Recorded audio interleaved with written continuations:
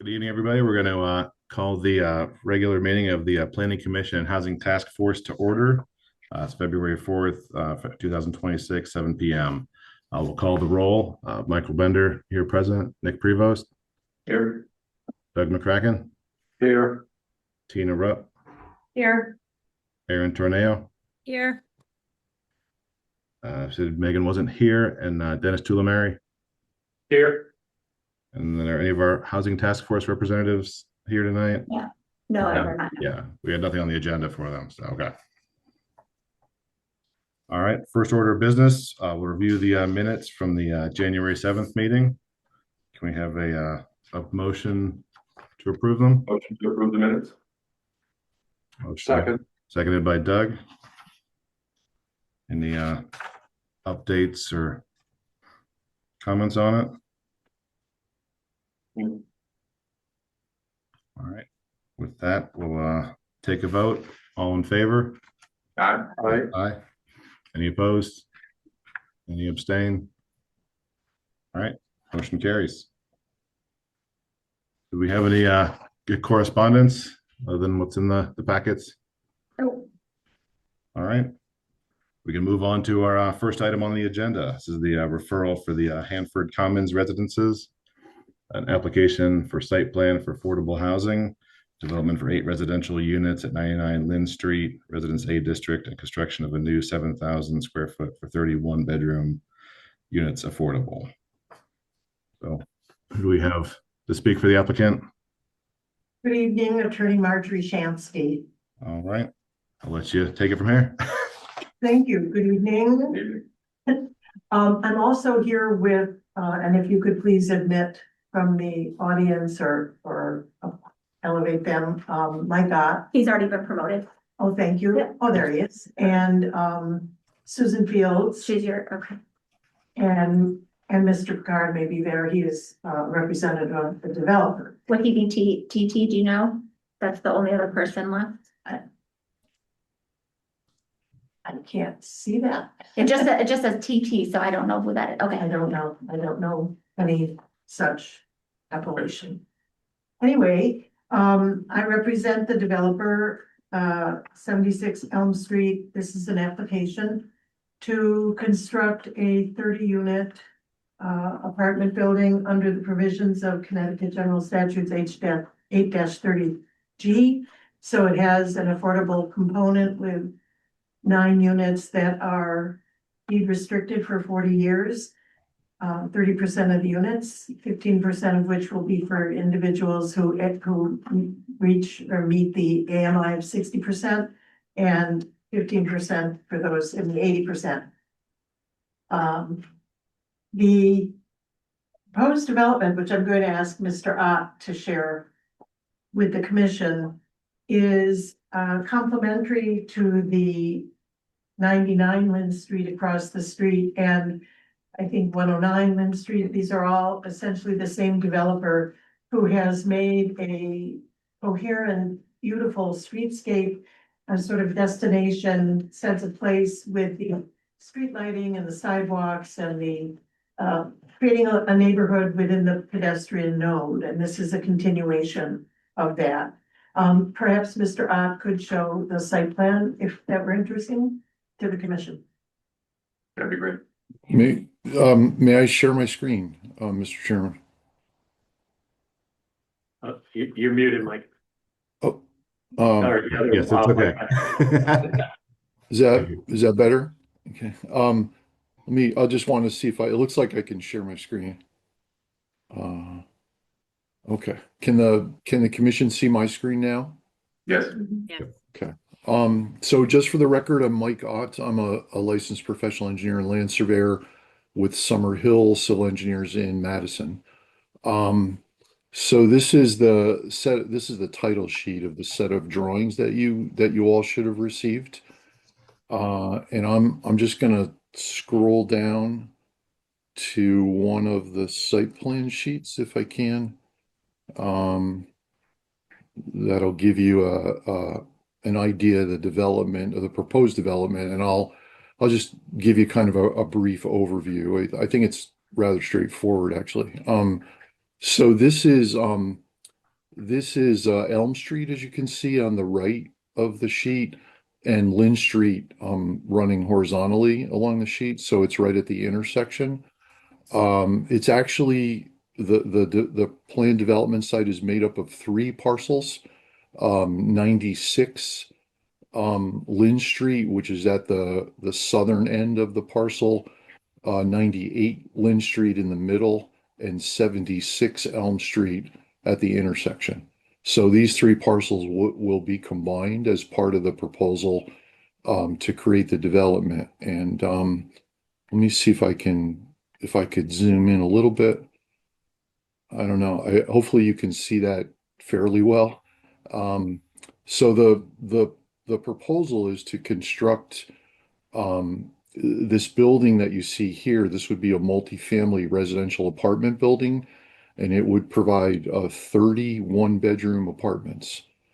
And the remainder of the proposal would be the site improvements associated with it.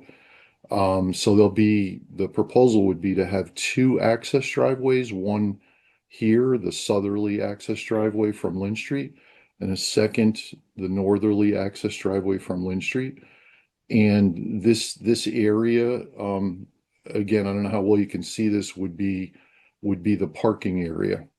There's a total of 42 parking spaces. There's 35 within this parking area, and there are 7 on-street parking spaces proposed. 3 here, if you can see my cursor moving, and 4 here north of the first 3. I'm gonna switch sheets here to what I think will be a cleaner sheet. It doesn't show all the utilities and all that. I don't know if that's a little better for the commission to see the parking area and the 2 driveways. So this is the southerly driveway, and this would be the northerly driveway.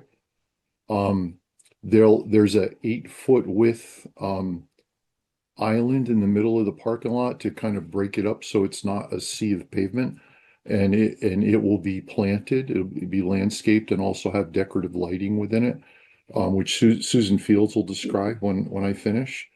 And the proposal also includes, you can see these hatched areas along the street are 5-foot width sidewalks that will run along the Lynn Street frontage and come around on the Elm Street frontage and tie into the relatively new sidewalk that was constructed, I think, 2 summers ago by the town. So it'll join that newly constructed sidewalk here. And then there's some decorative street lightings of the same lighting that exists today across the street will continue along the frontage of Lynn Street and along the frontage of Elm Street. There is if I go back up to the more busy sheets, there is a wastewater system that's been approved by the health district already. There's a stormwater management system below the ground, a subsurface infiltration system. The building's utilities we know that water will come from Lynn Street. We're not sure yet whether power or communications will come from Lynn Street or Elm Street. We're still working that out with the utility companies. And then there's an extensive landscaping plan associated with a project that Susan can describe. I think that's really it in a nutshell. The site you've probably all driven by the site. It's the buildings that used to be on the 3 parcels have been gone for quite some time. The site is pretty flat. Part of it is lawn today. Part of it is temporary parking. It's been used, during the construction period for the buildings directly across the street to the west. Before we turn this over to Susan, does the commission have any questions for me? One of the questions, I just was curious about the sidewalks on here. Are they going to be going across the driveways like at sidewalk height, or is it going to be like an up and down for anybody walking through there? Up and down, there'll be what we call concrete sidewalk ramps where it intersects the driveways. So there'd be 1, 2, 3, 4. Did you guys consider doing them at sidewalk height? I know that's what our sort of design recommendations, consider, and it does make for a better sort of pedestrian experience. We can do that if the commission would like us to. There's no reason why we can't do that. We still have to have sidewalk ramps, but the concrete of the sidewalk could continue across these are 24 feet in width, each of the driveways. So yes, the concrete sidewalk can extend across the driveway width.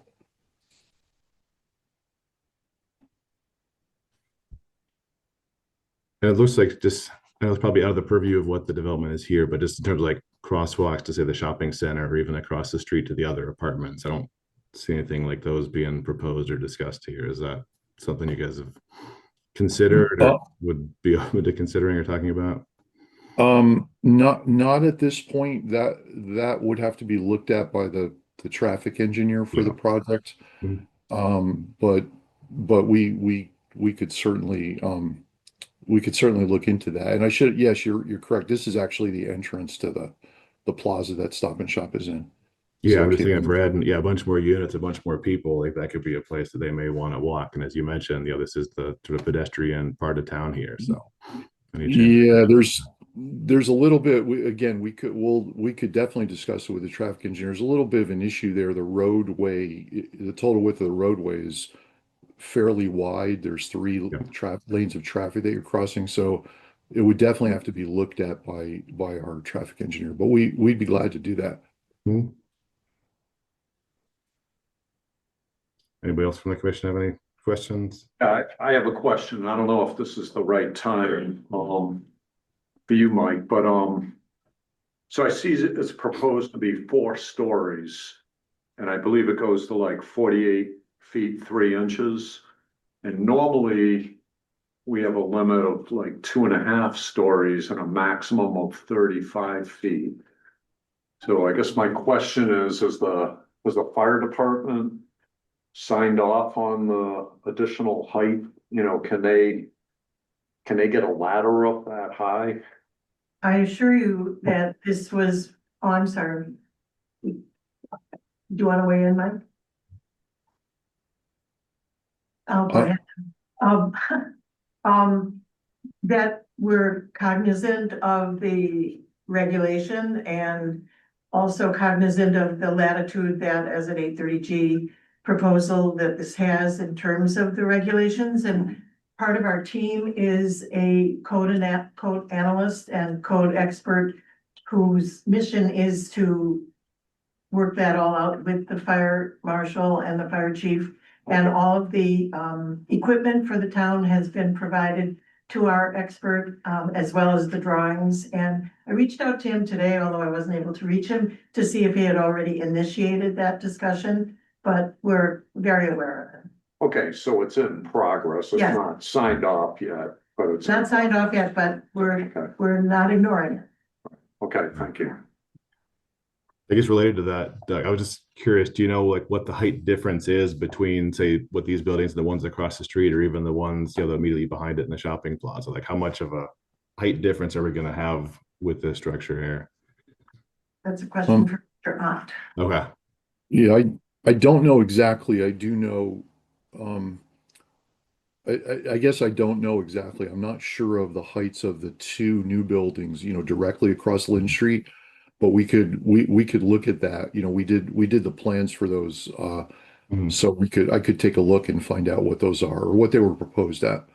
Okay. Yeah, because I don't want to think we don't want like, a jarring difference going from, say, single story buildings, which I know some of the ones I think immediately behind that is, to now this, 45-foot one, behind it here.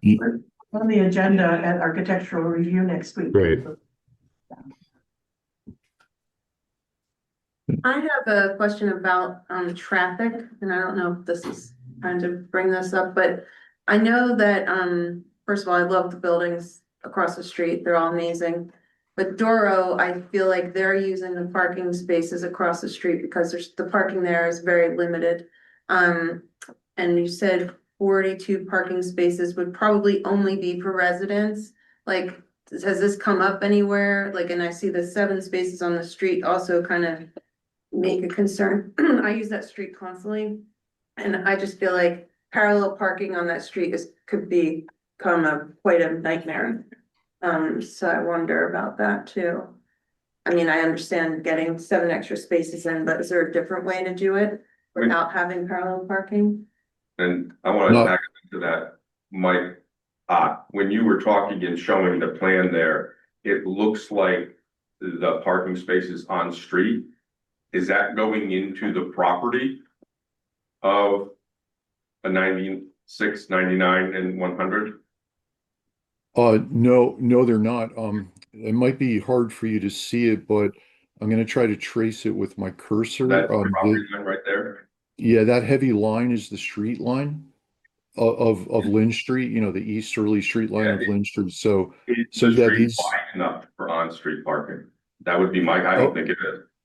oh, it is. It is. I wouldn't have proposed it if it wasn't. It definitely meets standards. In fact, it's been laid out this way for quite some time. When we first started the other side of the street, we actually talked about eventually doing this. And I did make sure that, Yeah. in fact, you can see, it might be difficult to see, but I'll try to trace it again. This light line, this very light line is actually the current edge of pavement of Okay. Lynn Street, if that makes sense, if you can see that.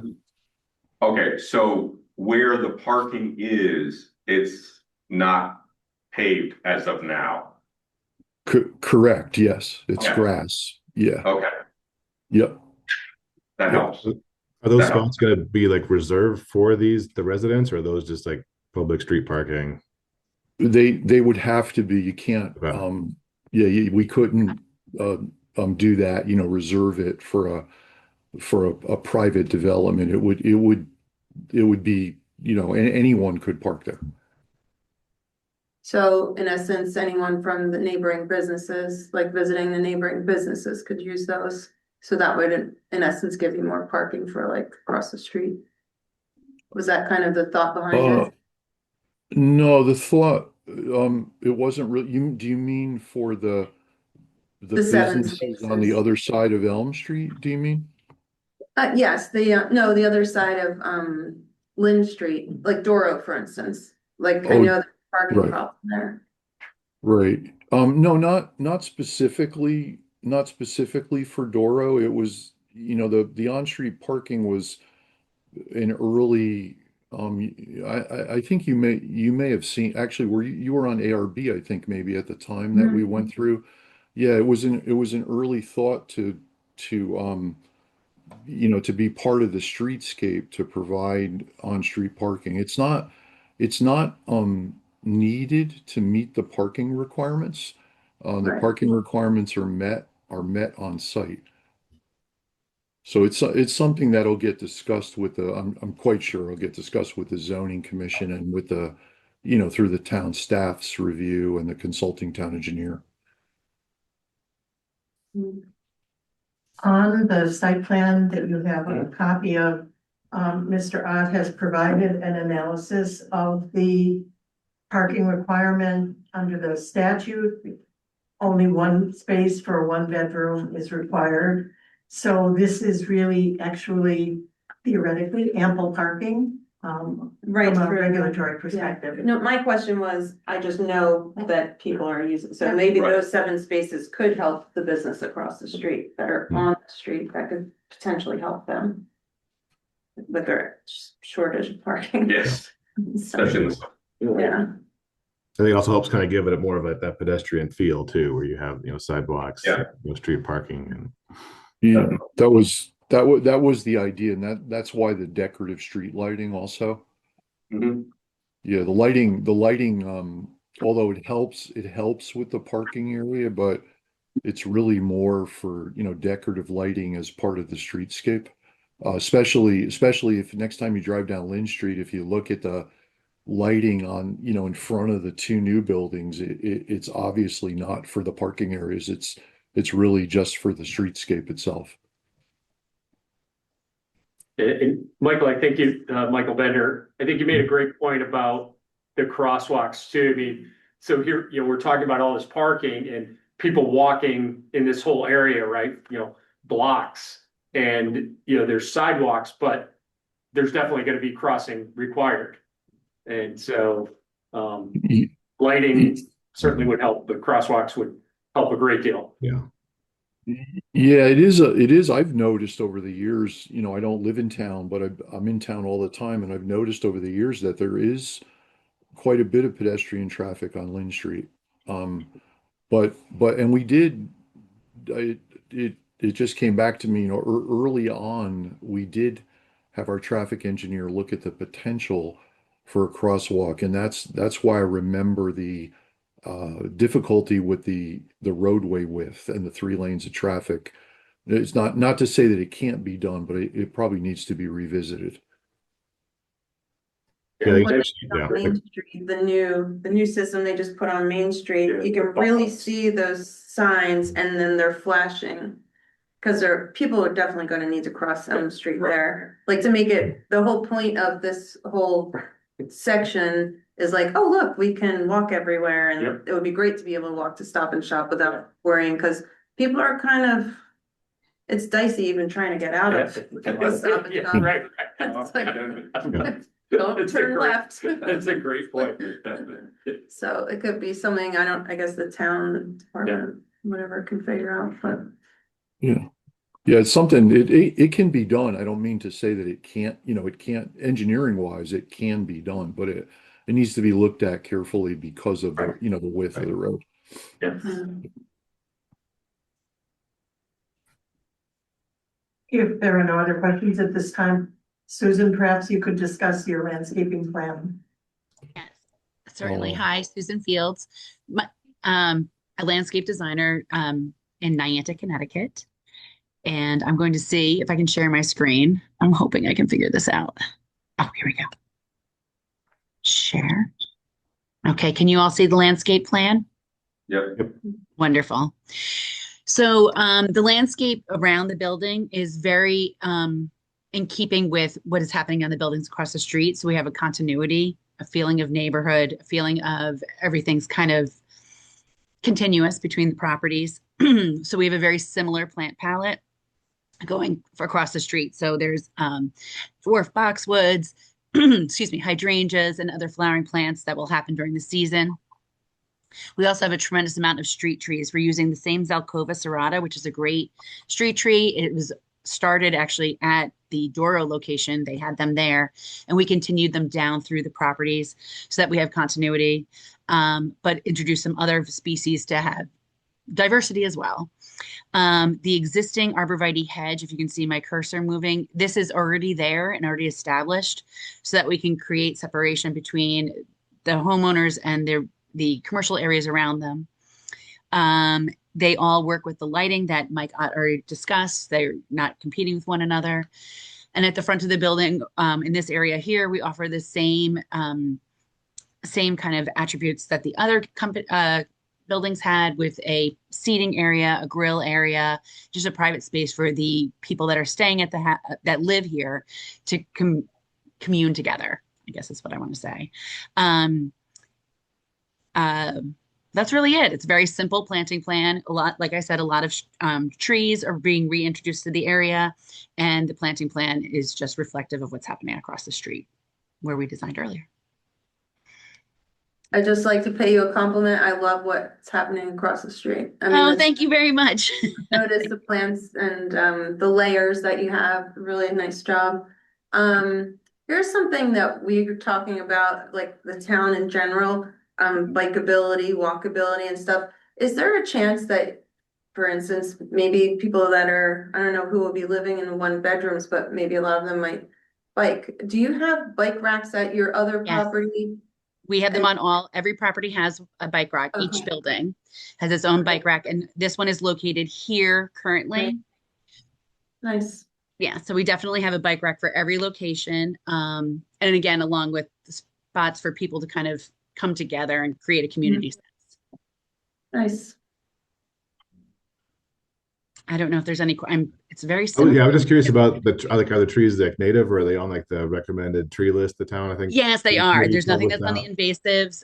Zelkova is definitely, mainly went with street trees because some of the native trees aren't necessarily wonderful for street trees. So I chose trees that had a vase-like shape so that you're not worried about impeding view lines or anything like that.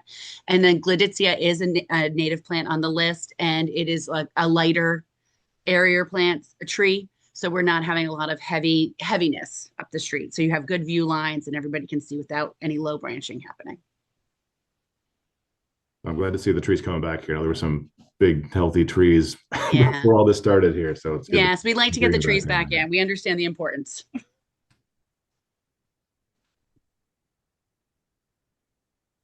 I don't know if there are any other questions. For me, anyone else from the commission? No. The only other question I have is originally, there was gonna be retail on the first level and apartments above. Any insights as to why that changed? Is it just economics or? Market forces. Yeah, okay. Thank you. And then finally, in your package, I provided a letter with an analysis of some plan of conservation and development consistency within the plan, both from the guiding principles and actual policies, and those are set out in the letter. I'm interested in that. It's a 2024 affordable housing list that is the most recent at the Department of Economics and Community Development. And Old Saybrook is at 2.76%, aspiring to ultimately the 10%. When we did Hanford across the street, it was 2.46. So it's desperately slow in its increment. And I know that all of the towns and cities across the state are now trying to be more activated on that issue. But it's been delightful here at Old Saybrook because every 830G has been a friendly 830G. You've been very welcoming to it, which is terrific. And the number is creeping up. So we're happy to help. It's a slow process. It's a slow process, but we live on hope. Yes, we do. We just don't plan on it. Hope is not a strategy. So I mean, kind of in line with Doug's question, I was hoping to see sort of more mixed use here, but I was also curious that every unit in here is a 1-bedroom. Is that correct? Correct. And I was just kind of curious, like with including the business across the street here. So what is sort of the general mix of more? Because I know from lots of families in town here, finding like affordable multi-bedroom apartments and places to live is a challenge. So there's across the street, there are some 2. I'm not sure. There may be a 3 sprinkled in. I don't really. I could answer that. I could Go answer on. that question. Yeah. I could answer that question for you. So yes, the master plan is that we put all the 2 in there's 1 3-bedroom and all 2 bedrooms. There's actually not any single bedrooms across the street. So actually, quite frankly, from an economic standpoint as well, because they're 830Gs, 1 bedrooms are even more affordable. So the plan was to try to create a mix, to have the mix of 1 bedrooms, 2 bedrooms, and unfortunately, you just don't have necessarily, don't necessarily have the septic or the parking for a lot of 3 bedrooms, but this building was highlighted to be the 1 bedrooms. Okay, just kind of filling in that missing 1-bedroom space. If you look at the whole, And there's none in the other 3 buildings. Okay, yeah, I couldn't remember because I think those might have been before I was on the commission. I know it's been a while since we've gone through those ones, so that's why I want to make sure I ask the question there. And from a state perspective, the housing shortage exists at all scales. So, yeah. Yep. I don't remember noticing, is there an elevator in this building? Yeah. There is, okay. That helps with people that Mhm. need like first floor living and stuff. Mhm. I believe there's one in the the newest Yes. building Yeah, across the street.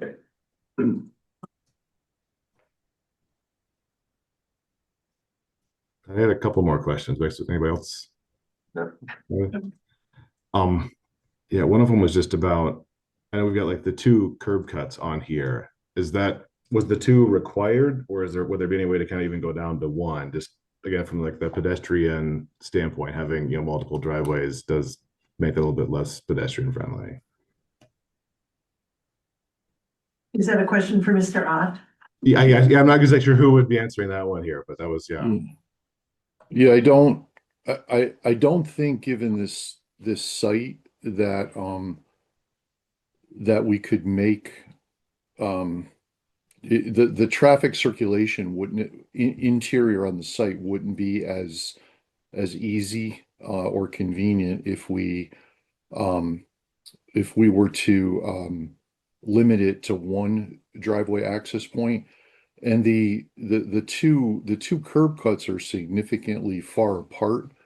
I don't have the exact distance, but I believe they're at least 100 feet or more apart. I don't think that they, not in my opinion anyway, they do not affect pedestrian safety. There's clear lines of sight at each of the driveways. The terrain, Lynn Street is relatively flat, very flat actually. So there's really I don't think there's any pedestrian safety issues here. And I think I could bring the plan back up, but if you really study the plan, I do think that two driveways make sense here. And then you bring up the sight lines too. I think since some of the new buildings have gone up there, I think, at least for me, at least sometimes like the turning from Lind onto Elm Street is not sort of as, easy as it was before here between like the buildings and some of like maybe the new stop signs there. But from this one going up kind of closer to the corner of, Lind and Elm, is that going to cause any problems or, reduce sort of like the turning sight lines for, traffic turning, say from Lind onto Elm, making those like right turns? No, nothing we're proposing would affect what we call intersection sight distance at the Lynn Street, Elm Street intersection or the operation of the intersection. We're really not proposing anything that would change that. Okay. Yep, from what it is today. And I may add, if I could, the previous, in the previous approvals, when we were doing, a restaurant and apartments above, and then a separate retail, commercial space and apartments above, the traffic, movement, and that was probably is greater. And we have our traffic engineer updating our previous traffic. But the buildings that were designed to be placed before, the one on the corner in particular is in the same location as the previous approval and building that was done.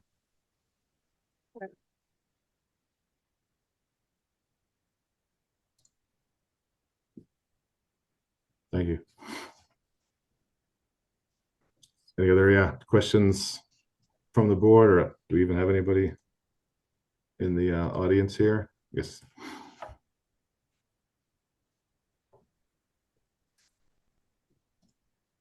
I have a question on, in the event that there's more applicants for affordable housing than there are available units, is there any kind of priority going to be given to Old Saybrook residents? I don't believe that although I should go back and look at my affordability plan, which is part of your package, I don't believe that there's anything in the law that provides for local preference. But there's a very robust notice operation or procedure that is triggered when there are apartments available. And so and it includes outreach to local housing advocates and to the town and to the commissions and in the newspaper, so that if people are watching what's going on, and have access to the more local news distributions, then perhaps they have a leg up in getting applications in. But it's all pretty metered by the statute as to eligibility and access. Along those lines, is it first come, first serve, or have you done a lottery in the past? I'm not an administrator, Okay. but but the process I is. could answer that as well. There's every time and we have a third party administrator that handles this and every time the building are new, there's a lottery. Okay, so before they come up, and then my understanding is that there's also, and then there's a waiting list, and then every time there's availability, there's one that's going to come up. As Marjorie said, there's a robust advertising situation that we have to do, that we're required to do, not only newspaper, media, housing authority, you have to send it out to lots of people. So, and then we're actually audited on that as well. So, it's not something that, unfortunately or fortunately, we actually have no control of this, as the building developers. Everything is handled, by a third party. So we follow the government regulations. Thank you. So I could almost tell you that you're not allowed to show any preference, that it has to be No, you're not. by their guidelines. Yeah. They said that's what they taught me in real estate school.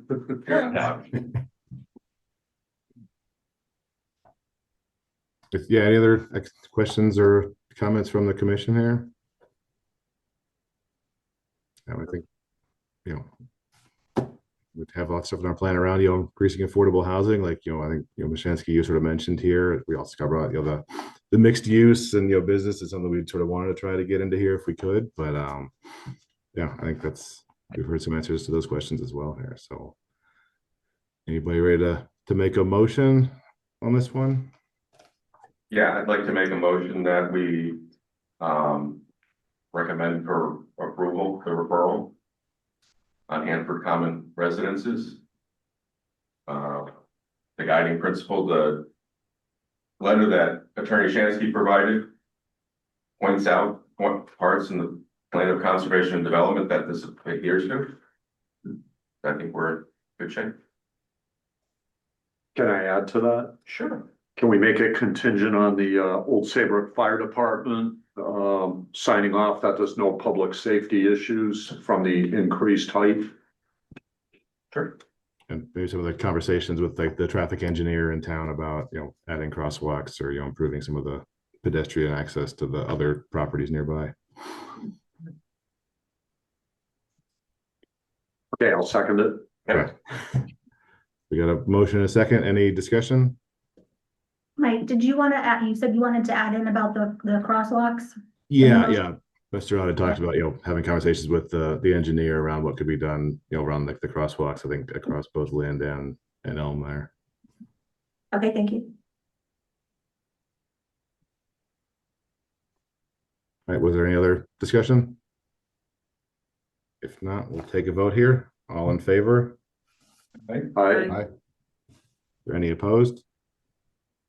Any abstain? All right, motion carries.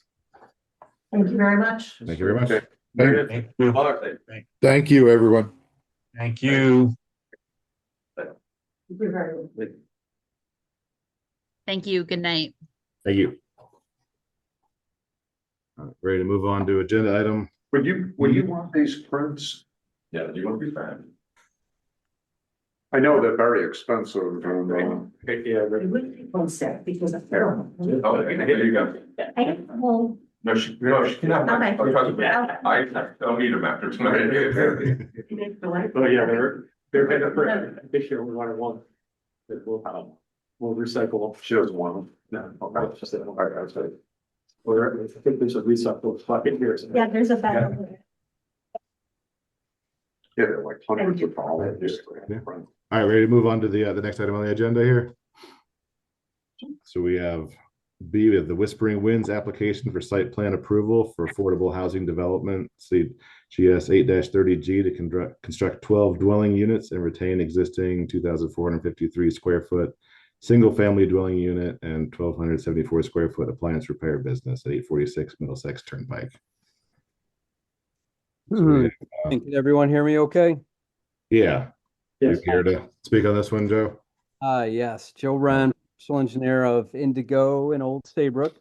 In the audience, the only one remaining probably is Tony Oliveira. He's the property owner and the applicant. Most of you, if you were on the board this time last year, remember this coming through. Very similar application.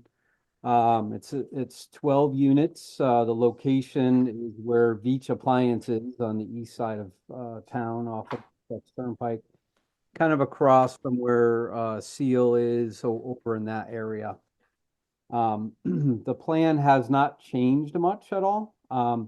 What we're proposing is to, you could see my screen, keep the existing house in this location, add 2 6-unit buildings, and I believe these are all 2-bedroom, right, Tony? Yes, sir. All 2-bedroom units, so 6 units here on that part of the property and 6 units on this side. With the shading here, all the light blue shaded ones, we have 4 affordable units.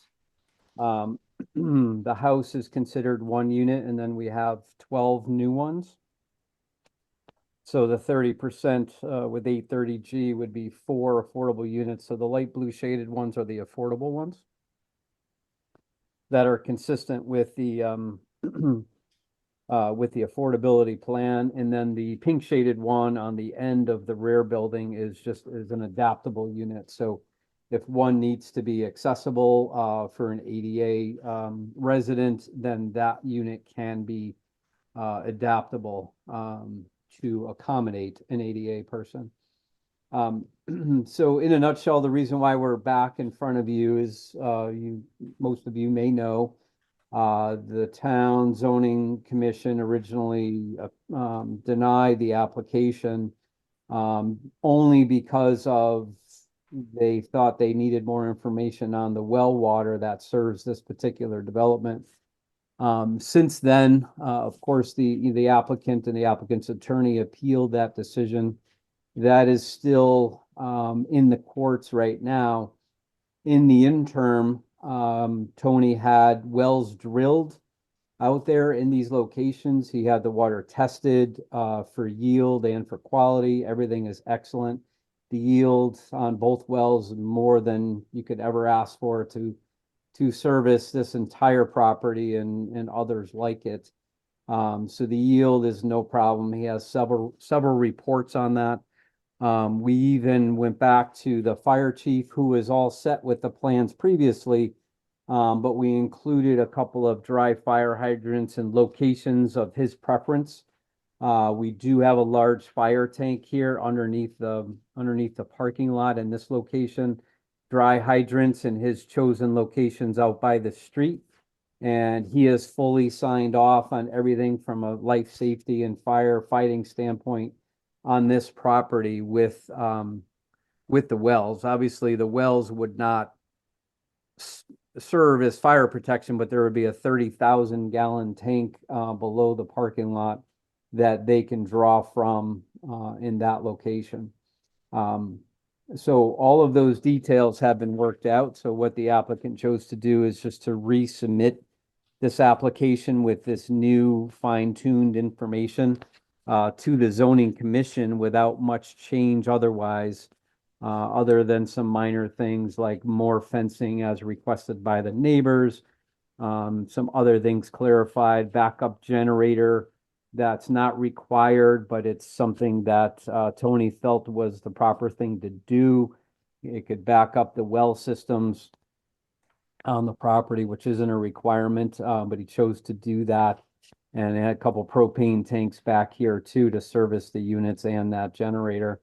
So a lot of, little detailed improvements, but the overall plan with the parking, with the units, the affordable unit locations, the adaptable unit, the landscaping, all of that essentially has stayed the same. The lighting, septic systems all have been approved, the wells and all of that is all in place. And since they resubmitted a new application to zoning in the interim, this comes to you from them as a referral. This board, obviously, as you may recall, or some of you may recall, found this plan consistent with the POCD last year. So we're thinking that, the same overall review would be applicable to the same project in the same location, with even more information than we had at this time last year. The architecture is essentially the same, ARB, whether it was before or after or at the same time. We were in front of Planning Commission last year. They made some tweaks to roof lines and adding false dormers and things like that, but only improvements over what was originally proposed. I have those plans here, and I could certainly share them if you'd like to see them. Can you see the architecture now? Yes. Yeah. So this is building one. Building one has garages. All of these false dormers or so across the front were added just for some interest to break up long roof lines and so forth. And you could see that there's like a unit step down just to add some breakup in the roof and some more interest. Those are vertical breakup between the units, or is it just like all one sort of big Some of them are first floor masters, the ones that are lower. Okay. So if somebody requires a first floor master. And the others are they'll- townhomes. So the rear of the building would look, like this, and here's that first floor master unit. And then building two does not have garages. This is the building toward the back. Again, very similar architecture as you saw last year with the front covered entries. Some false dormers, step down on the left side here. This is that adaptable unit for ADA that I was mentioning before. And then on the other end, there's another unit that steps down that would have first floor master as well. The back of those units look similar to this. They're privacy walls in between the decks on all of the units. So you have, some outdoor space, and you don't have to be right with your neighbor if you don't want to be with the privacy walls. So again, the architecture really hasn't changed other than a couple of tweaks for the better based on ARB's review, and everything else, generally is the same. You may not be interested in the details of information that we added with the wells and the fire hydrants and so forth, but all of that is there. That's all documented, and that's all part of the new application. Joe, I have a question on the 30,000 gallon holding tank for fire use. Okay. What's the expectation? How long would that last? We have an idea. So the code requires 30,000 gallons, nothing smaller. So because that's the code requirement, that's the one that's there. These units, and again, I'm not a building official, I'm a site civil engineer, as you know. Right.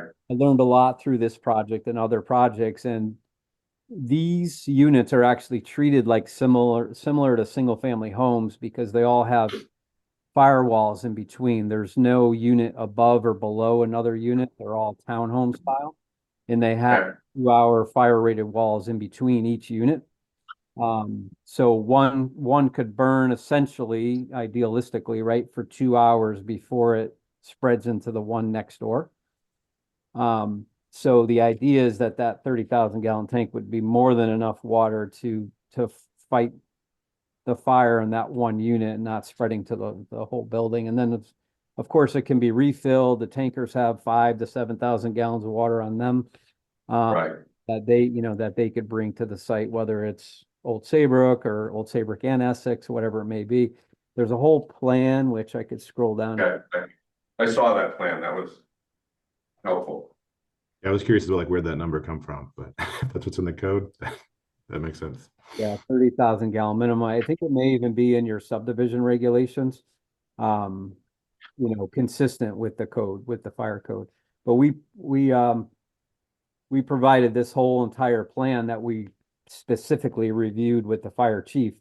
The fire marshal does not have purview over this type project because, again, they're compartmentalized. It's not a commercial project, just like single family homes. So the fire chief we dealt with specifically. And here, the blue, you could see the fire tank. The fire hydrants are off to to the side of the main entrance. And then the red areas are potential positions for fire trucks, tankers fighting the fire. And we even included, if you look around the building, there's 150 max hose length. So we show that going around the building, how there's no run more than 150 feet. That's another preference by the fire department. They don't want firefighters dragging hose more than 150 feet. So the idea is that one could go around the back, the other could go around the front. When they meet, they've traveled less than 150 feet each.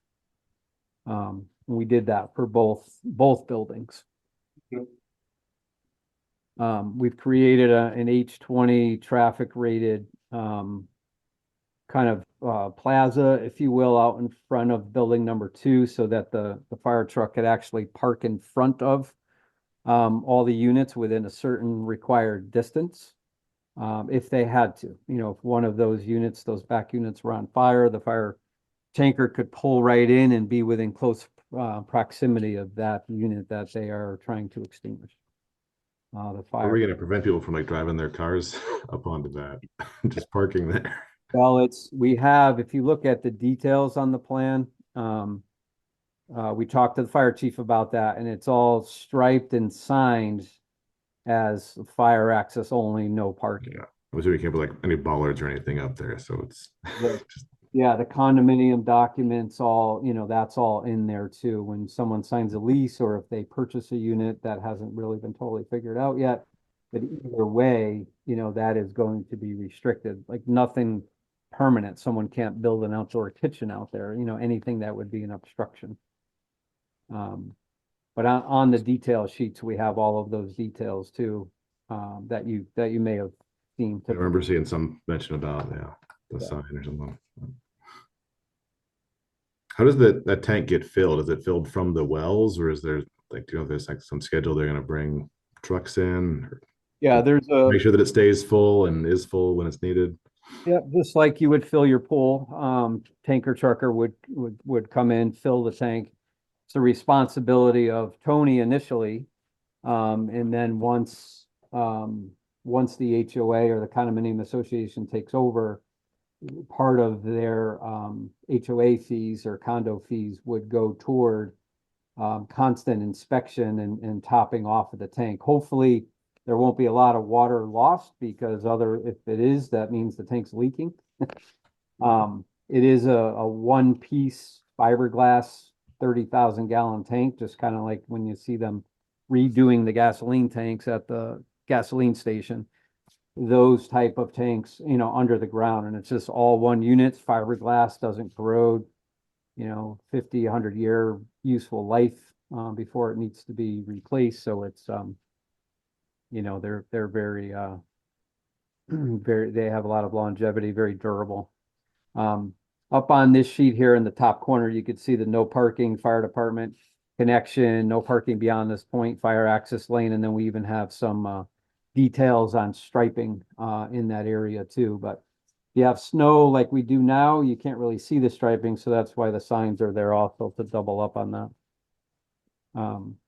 This is a detail of the tank. There's a plan view, and then a section view down here.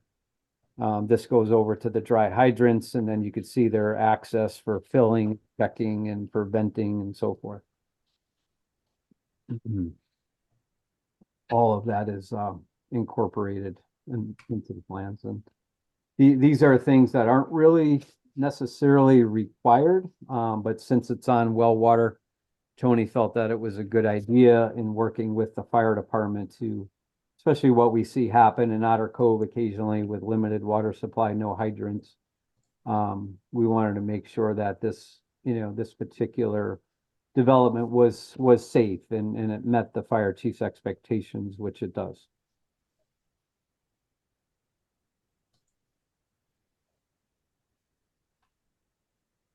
I had a question about the kind of pedestrian access. Of course, this part of town's not, I don't know if there's any sidewalks, right? It's not really a walkable part of town, but with a development like this, you may have kids and school buses stopping at this site. So how is that kind of plan to be managed?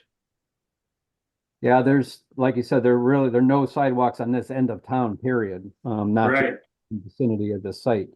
Not even really on the sidewalk plan, if that pretty much ends at the intersection where Mystic Market is, over in that area. right, yeah, which is a pretty good walk away, if, Yeah, or even a pretty good drive away. yeah. East of Route 9, kind of over there. It's just somewhat remote. Right, It's a pretty wide road. There's pretty wide shoulders there. There's really good sight line. The road is flat. Yeah. No issues. No issues there. We would still have to get DOT approval, of course, for sight line, but it's not a Yeah, problem. I guess it, agreeing with all that about the sidewalks, still kind of wondering where kids might stand or wait. Like, I'm assuming the bus is gonna stop on the street, right? It's not gonna come into the driveway, and kind of how's that gonna be managed safely? Yeah, we do have over here, there's a common mailbox where these two parking spaces are. Yep, Common mailbox there that, that potentially could be a good area. They are 2-bedroom units. They're potential for a handful of kids of different ages. So, yeah. I don't foresee 12 kids at one time, as you know, Right, different schools get picked up at different times. right, So I can't imagine more than, 1 to 3 kids out there at any given time. Yeah, I mean, sidewalks probably aren't that, maybe not too far off in the future here, because I know, in the Thrive plan, we looked at, sidewalks sort of around that 154 in Essex, down by where La Maria is, kind of being Yeah. out in that area. And I think our sidewalk plan actually has sidewalks sort of connecting almost like a loop down through there and then into the Ferry Point area. So it may not be too far fetched. But I was also just curious about, with all these sort of new units here, and given that it's far away, do we know where like the nearest like River Valley Transit like bus stop is, or will that be something that could even be like put on the property here or like nearby? I don't know where the closest bus stop is since this is kind of. Yeah, I know they run one up right up 154, like right past here. I wasn't sure if they had a stop nearby or if that's something that what their process is to figure it out. The 9 town bus stop in front of the house for the last 4 years. There for my kid to bring him to the train station in the morning. They'd stop there, pick him up, bring him to the train station, get on the train, and he'd go to University in New Haven for 4 years every morning at 7:45, 7:30, 7:45. Yeah, stop, my driveway, boom, right in front, and he gets on. Nice. They did that for 4 years, graduated. Yeah, I think that bus works more of, I think that bus works more of, you just call and they go to you to pick up. They have one that circulates all the time, and they got one that you call. Okay, because I know there's one that comes through my neighborhood. Yeah, so. Well, there's- you have to dial a ride or whatever. Stop in the front, boom, he's on. I mean, it's a good option to get into the train or into Yeah. Main Street or something like Yeah, so that. tell it, anyone wants to go shopping, stop and shop, it stops, There. No, that's good to know. There's actually enough room in front of RJ Beach, which is part of the property, Mhm. that they could pull in a little bit. if Get they off the had to, street. And get off the street. Well, were there any like bike racks put on here? And the last applicant we talked about bike racks, right in town here, but kind of being farther away, that might be another option. Are there any storage on here? Is that something that people just have to do with inside their They unit? they all have basements, Okay. and all of them have garages. So, Yeah, building 1, all of those have garages, at least these 5, not the first floor master one. And then they all have, like Tony said, they all have basements, for storage. We didn't put a bike rack initially. We didn't think people necessarily would be, other people like visitors would be biking here. The residents could obviously put their bike either on their front porch, or if they use it every day frequently, or they could put it in the basement for winter storage. At least, they have somewhere to put it. the But back packages are gonna be approximately 20 feet wide. Yes, you get the back down. So, yeah, that's, maybe they use 10 by 10, so then a little storage back there if they want to put their grill, Right. like. Yeah. so, but over in that mailbox area, if you felt that was something that was important, I see them get used more often when you have like a commercial business or like a mixed use and people are biking to work or biking from work. Mhm. Yeah, this is a bit more people going from home to somewhere else or just recreation. I mean, I know I ride up and down right past this property, on some of my loops that I do in town.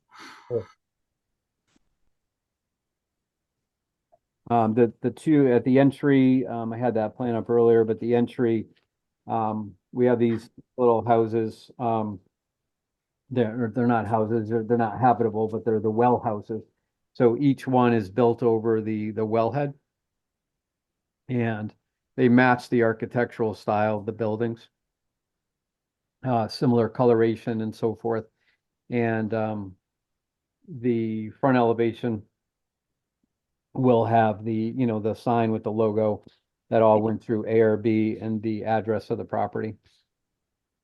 So it'll kind of they'll flank, each side as shown on the plan as you enter in, just for a little interest. But they also serve a purpose of providing for the well and the pump inside. Yeah, 1,600 gallon storage tank on each one.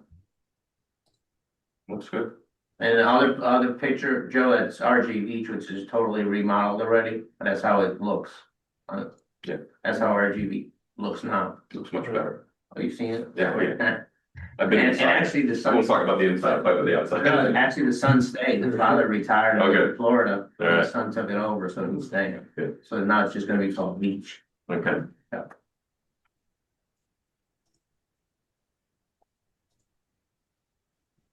Any other questions from the commission or?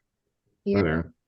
I'm just wondering if you could talk a little bit more, because I know you're leaving open the possibility of having some of the units actually be available for purchase, particularly an affordable purchase. And, it just seems like that's a rare opportunity here, like new construction, that someone could actually buy in the affordable under the affordable housing plan. So I just wanted to know, like, when is that decision going to be made? What factors are going to influence that decision of whether they're all going to be rentals or some are indeed going to be available for purchase? Tony, you want to answer that? So I mean, if they come in the right number, because numbers are changing every day in this economy. They come in the right number and it's affordable with the rents coming in. And then I'd love to rent them all, something good to leave for my kid down the road. But if they're not, then I would sell them. Right. So it's, And the plan. do I want to sell them all? No, I would never rent and sell in the same building. That's the only thing I would say. So if I'm gonna rent one building, I would do that and sell one building for economic, I'd love to keep them all. I live there. I live on a house on the left, which is totally redone too. So it's with all the numbers, I basically got almost every number, but. So 2 in each building would be deemed affordable, whether it's renting or selling. Or selling. Yeah. Only thing I would never rent and sell in the same building. Right. So this building's all for sale, this building's all for rent, Right. Well,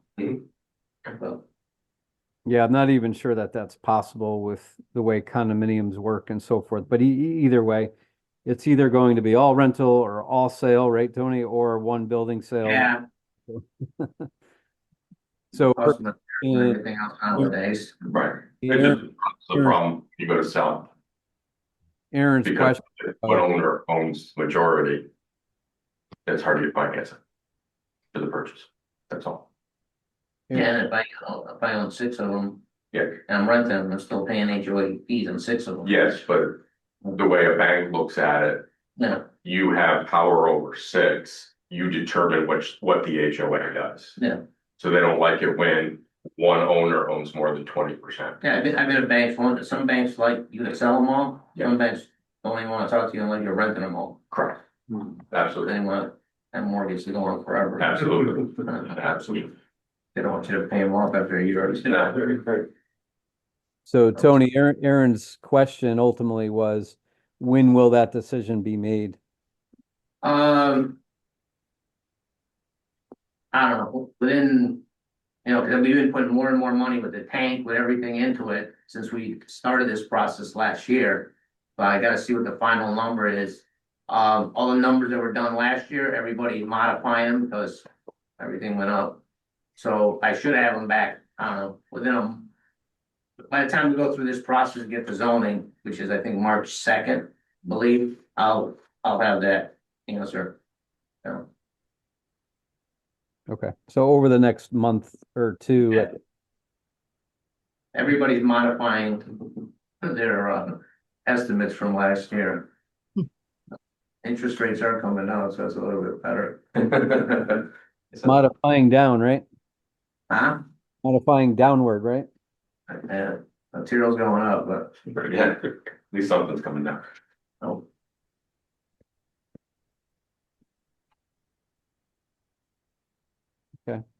Any additional questions? You cover all the ones I was gonna ask here. Anyone else from the commission? I don't believe so. All right, I guess. so I don't know if Joe mentioned, so all the units are 1,500 square feet, 2 bedrooms. 3 of them have first floor masters. Some have garages, so there's a little bit Yeah. for everybody. Yeah. No. Now all have basements, so you got some kind of storage. Sure. Uh, Oh, looks nice. It does. Yeah. Yeah, I mean, kind of as I think Joey said at the beginning, what this came through before, I think the planning commission, approved it as aligned with, our ideas of, trying to improve affordable housing. I like Darren's point that affordable ownership opportunities are hard to come by. So it would be nice if some of them come up there, Tony, but I understand that you gotta to make the decision on your end here. So I mean, okay, if I could ask a question, what does the town like better, rental or selling? there's a lot of people who want to buy houses in Old Saybrook, and trying to find an affordable, house, especially for like a young family, something like this is harder to come by here. So, like I'd probably like to see more, ownership ones, but I think, any, more housing, more affordable is really what we're trying to accomplish. Well, what I want to see, that's kind of where I'm leaning towards. But I can't make until I see the numbers come in. So, No, you're. yeah, selling, I'm gonna say selling is, Yeah. and we'll say it's kind of a home run. Yes. Okay, renting all depends. Your cost is, what your mortgage is. That's right. This number's gotta be a little bit bigger than that, or to keep it going, so. But if I sell them, then I can start another project up There you the go. street. That's right. I think we would prefer that. Like I said, if there's not a lot of affordable ownership. Come on, put sidewalks in. opportunities, so, People in your sidewalks. Get over it. Like, get over it. Well, that's why the town's gonna keep it right away in front. That's right. Just in case. I guess we're ready to take a motion here. Yeah, somebody wanna to make one?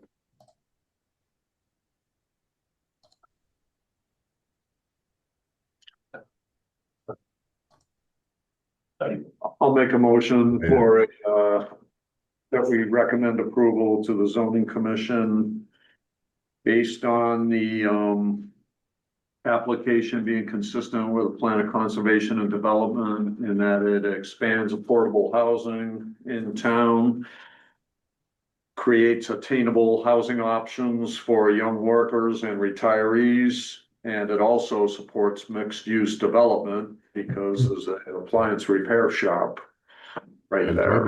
That's right. And an auto repair next door. They can leave their car and go to work. I'll second. And they can walk along Ray if you guys put the sidewalks in. I'll second. You have a second? Yeah, second. Okay. You said Alright, housing discussion? options for the workforce, right? Yes. Okay, Do you get it, Karen? now I do, thank you. Okay. Any discussion? If not, all in favor, say aye. I. Any opposed? Any abstain? All right, motion carries. Thank you all. Have a nice. Thank you very much. Thank you. Hey, thank you. Good luck. I'll take some. Oh, yeah, you can have it. That's right. Whoever wants to keep them, I guess. Thank you. I'm.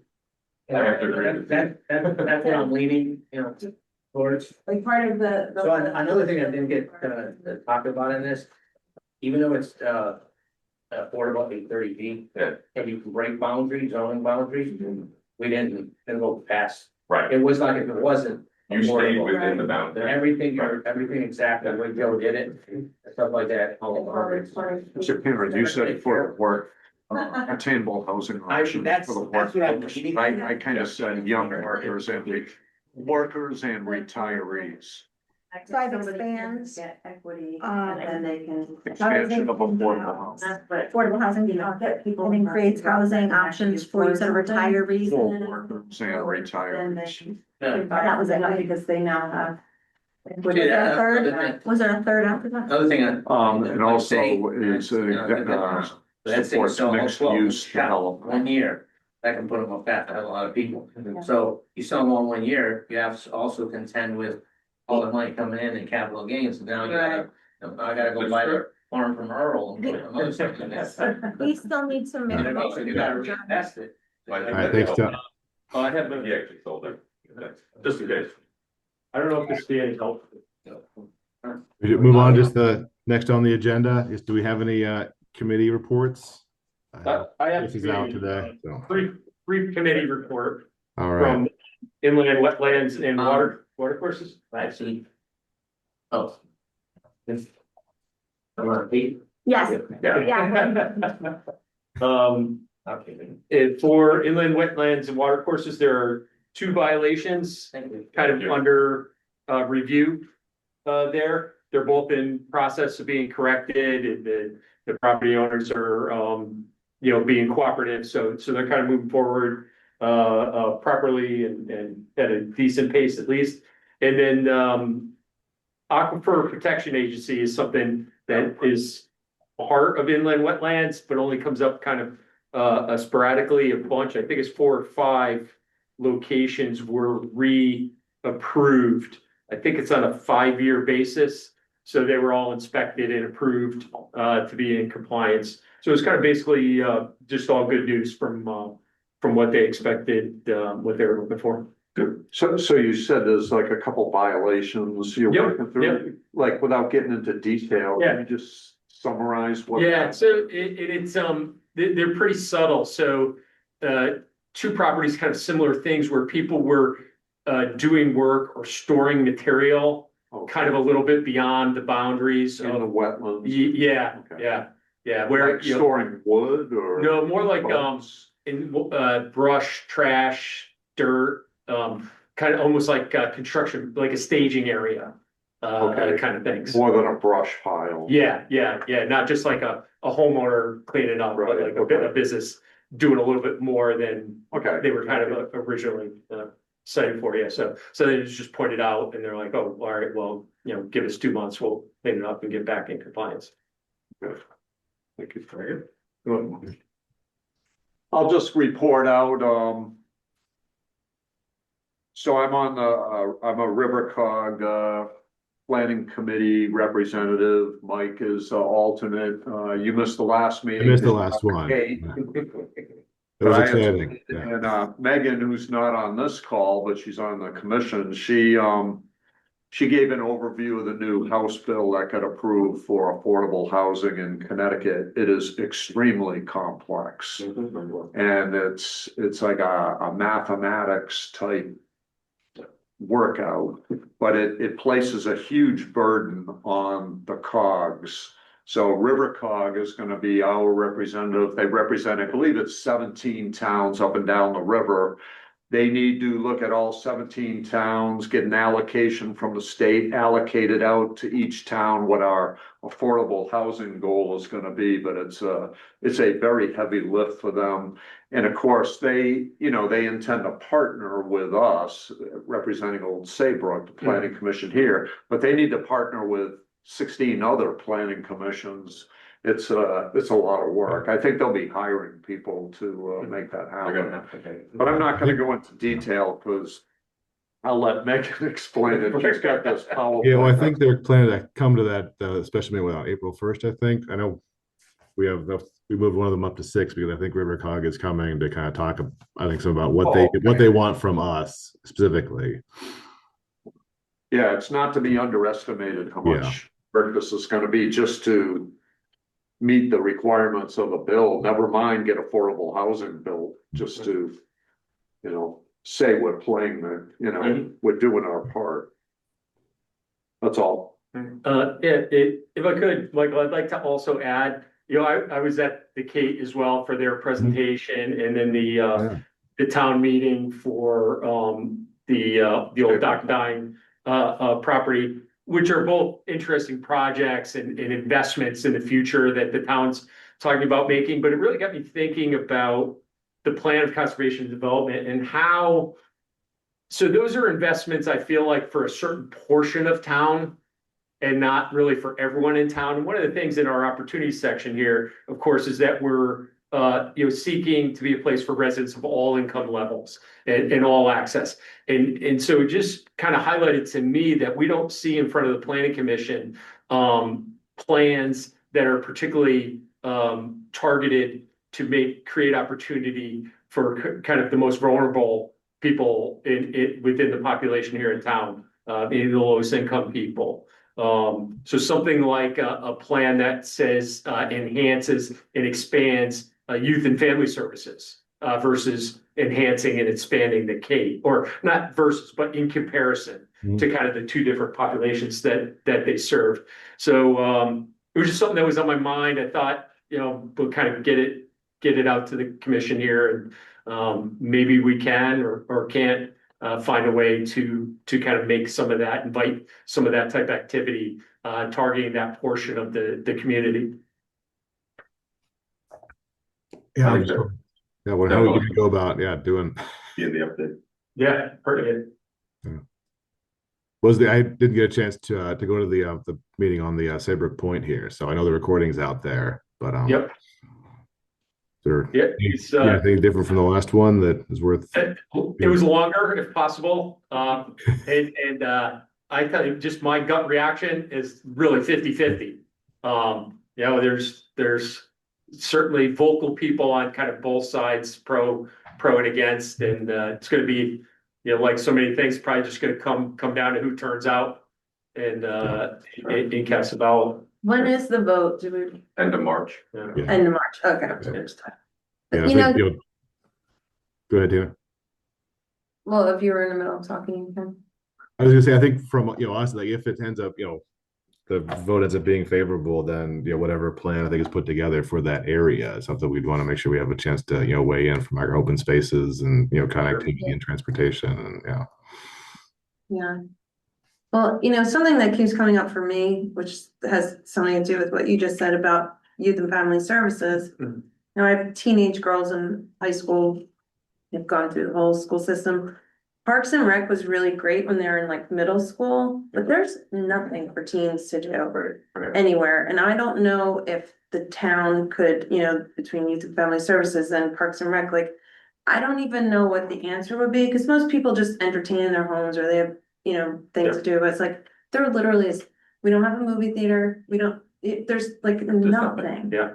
We don't have a movie theater. We don't have a bowling alley. Yeah, the bowling alley's gone. It's like, it would be so cool if even the town could build a bowling alley and have like a pizza concession. Like, I could design the whole thing in my head. But like there, you know, it's just like, there's literally nothing for these kids to do. The only thing I see, which of course is one of the great things about being here, is like afternoon, early evenings when it's warm out and seeing the kids come down the beach. Like, that's wonderful, right? Like, that's something. Through town when it's nice out. Yeah, but I'm with you. And, you know, so much investment, not just here, but everywhere, is driven by these financial considerations, right? What's the return going to be? Who's going to put up the money and all? And we're kind of talking about constituencies that aren't necessarily going to offer a return on investment in a short-term kind of classical kind of economic development. Not current voters. Right, yeah. So it's tough. So I love the idea of adding it, finding a way to add it into the plan and kind of advocating on their behalf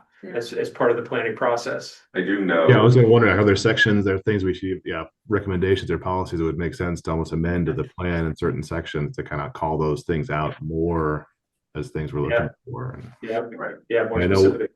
Yeah, a 'cause I know great- in economic development, Nick, we're looking at, what are those like types of businesses we wanted to have in different parts of town here, like getting more specific. We want more bowling alleys and less of these or more of these, but those kind of. And that's the direction, economic development's going in now is, now that we've gotten really the whole tourist thing down pat, and we'll keep that running, but now we're gonna focus on highlighting the businesses that are here, as well as get them to sort of advocate to why they're here. Because, you have the people that brought in the lighting business that are in the shopping center. Well, they're looking to expand because they moved out of Madison because they didn't have the visibility. Now that they have the visibility, they're busy. So now they're looking to expand. Good. You have all the single kiddies, they bought the building that used to have Genevalley Real Estate in it. And they're gonna take over the first floor. Wow. So, yeah. Wow, that's really great. Yeah. Well, that's part of like the Mariners Way. Like I can see the bowling alleys and all those sorts of things kind of over there and Yeah. some recreational things. The sports dome. The sports dome. Yeah. But like, so you can, you have these places that's just like, everyone comes to Old Saybrook, but we need to kind of spread it out. And the superintendent of schools, he is really doing great. He has great ideas. We brought them to the Board of Education about just inside of Old Saybrook, because we're not retaining a lot of the high schoolers. They're going to, Sure. and I'll be honest, my youngest child is going to Grasso Tech right now. And all these, the magnet schools, they're really, I think they lost like 16 to 18 kids of this very small It was like class. 20% of the class, I think, every year. Yeah, It's kind of so- normal. But it's like, so the superintendent has these great ideas for these new classrooms and stuff. It's really wonderful. Right. But to bring more families to town, Yeah. if we had some other recreational things too, I think. Absolutely. And I think we need to get some sort of technical type training in this area. Mhm. It'd be great if you could build something that financially works in Mariners Way, that had a culinary center, auto mechanics, plumbing and carpentry. So you don't lose them to Grasso Tech Right. or Minor Tech, whatever. So we can keep them in town. Yeah. And you mentioned a sports bubble. Portland, I used to live in Portland years ago, and they put up a soccer field, just an open flat field. And there's gotta be 300 cars there every day. It's unbelievable. It's just a magnet, and they put the lights up. It's busy all the time. So, yeah, I think, young families and sports, we see kind of, anecdotally how big and busy those type of businesses. can Everyone be. has to travel. Like Yeah. everyone I know that has kids in soccer, Right. they're All over the Montville, place, they're right. whatever, Right. lacrosse, it's all, Right. everybody's driving 30 minutes to do anything. Right. To go ice skating, I Right. would take them to Norwich, Yeah. 30 minutes each way. Yeah, It's like, find that suburbs on. Yeah.